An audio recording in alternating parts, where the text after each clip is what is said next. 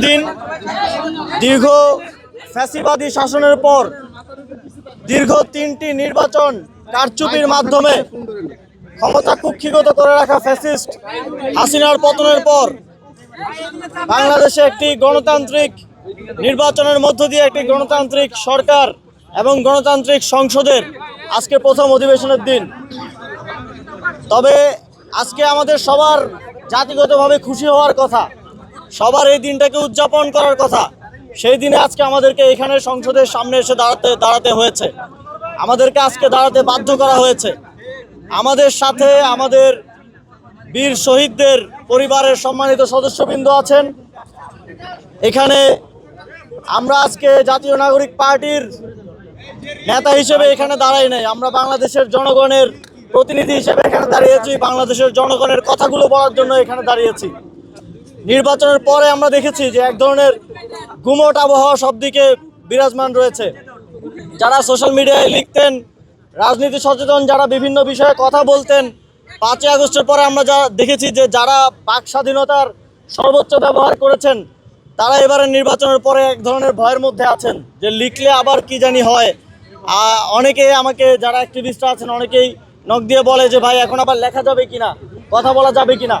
তো আমরা মনে করেছি যে তাদের প্রতিনিধি হয়ে দেশের যেই জনগণরা আবার নতুন করে কথা বলতে ভয় পাচ্ছেন, তাদের প্রতিনিধি হিসেবে আজকের সংসদ অধিবেশনের দিন তাদের কথাগুলো এখানে বলে যাওয়া উচিত। এবং সেজন্যই আজকে আমরা এখানে খুব ছোট পরিসরে আমরা এখানে দাঁড়িয়েছি এবং সংসদ অধিবেশন চলাকালে আমরা এখানে দাঁড়িয়ে থাকতে চাই। আমরা সংসদে যারা জনগণের ভোটে, জনগণের সমর্থন নিয়ে যারা সংসদ সদস্য হিসেবে আজকে অধিবেশনে অংশগ্রহণ করেছেন, তাদেরকে তাদের দায়িত্বটা আজকে আমরা স্মরণ করে দিতে এখানে এসেছি। সেই দায়িত্ব হিসেবে আমরা মনে করি 3টি অত্যন্ত গুরুত্বপূর্ণ বিষয় আজকে আমরা এখানে দাবি হিসেবে উপস্থাপন করেছি। একটা হচ্ছে সংবিধান সংস্কার সভার পরিষদের শপথ গ্রহণ করে জুলাই সনদ অনুযায়ী গণভোটের জনরায়ের অনুযায়ী সংস্কার বাস্তবায়ন করতে হবে।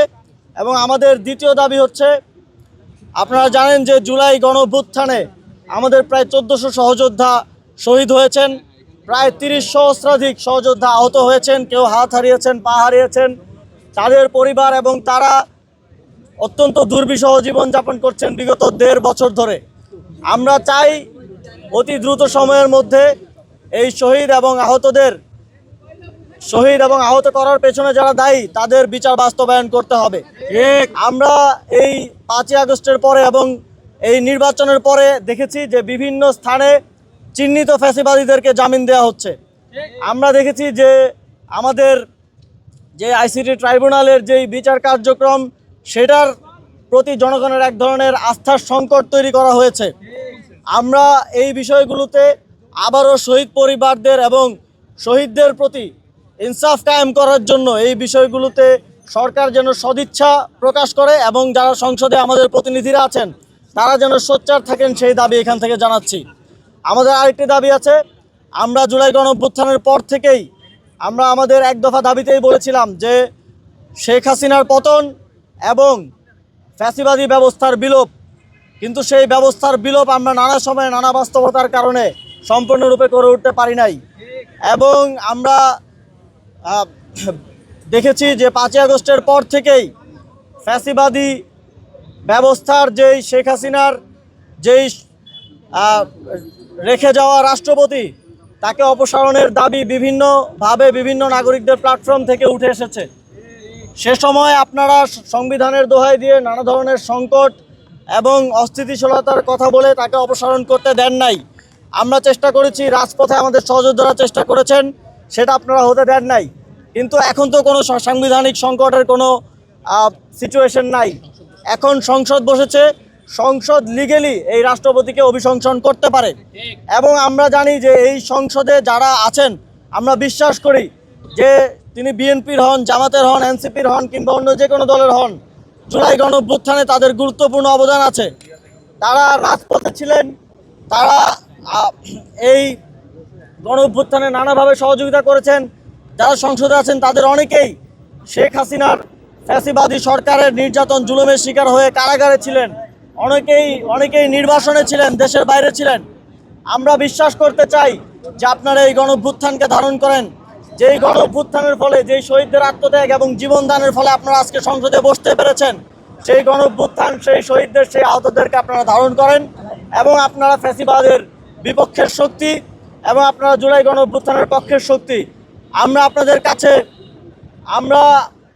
আপনারা যদি আপনাদের ভোটারদের কাছে, আপনাদের কনস্টিটিউয়েন্সিতে যারা আপনাদেরকে ভোট দিয়ে জয়ী করেছেন, তাদের কাছে মুখ দেখাতে চান, আবার এলাকায় ফিরে গিয়ে তাদের সামনে বুক ফুলিয়ে মাথা উঁচু করে কথা বলতে চান, তাহলে অবশ্যই ফ্যাসিবাদের সর্বশেষ যেই চিহ্ন এবং সর্বশেষ যেই প্রতীক এই রাষ্ট্রপতি চুপ্পু এখানে আছে, তাকে আপনাদেরকে অপসারণ করতে হবে। এবং তার বক্তব্যের সময় আমরা দেখতে চাই, বিটিভিতে লাইভ প্রচার হচ্ছে সংসদ অধিবেশন, আমরা দেখতে চাই যে তার বক্তব্যের সময় কারা কারা সেখানে থাকেন এবং রাষ্ট্রপতির বক্তব্য শোনেন।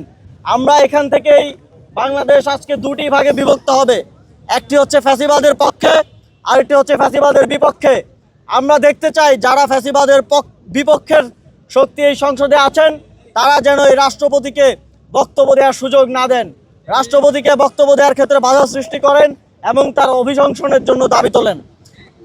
আমরা আপনাদের মাধ্যমে দেশবাসীর কাছে এটা পৌঁছে দিতে চাই যে আমরা আজকের এই দিনে রাজনৈতিকভাবে এই দেশের জনগণের প্রতিনিধি হিসেবে আজকে তাদের কথাগুলো এখানে বললাম এবং আমরা সংসদ অধিবেশন শেষ হওয়া পর্যন্ত এখানে অবস্থান করব এবং অপেক্ষা করব। আমরা আহ্বান জানাবো, আরও যারা আসতে চান, আমাদের সাথে যুক্ত হতে চান, আপনারা আসতে পারেন। আমরা দেখতে চাই আজকে সংসদে কারা এই দেশের পক্ষে অবস্থান নেন, কারা ফ্যাসিবাদের বিপক্ষে অবস্থান নেন, কারা জুলাই গণঅভ্যুত্থানের পক্ষে অবস্থান নেন, কারা শেখ হাসিনার বিপক্ষে অবস্থান নেন, এটা আজকে স্পষ্ট হয়ে যাবে। আপনাদের সকলকে আজকে এখানে উপস্থিত হওয়ার জন্য আমরা ধন্যবাদ জানাচ্ছি এবং আজকে আমরা এখানে অবস্থান গ্রহণ করব, আপনাদেরকে থাকার আহ্বান জানাচ্ছি।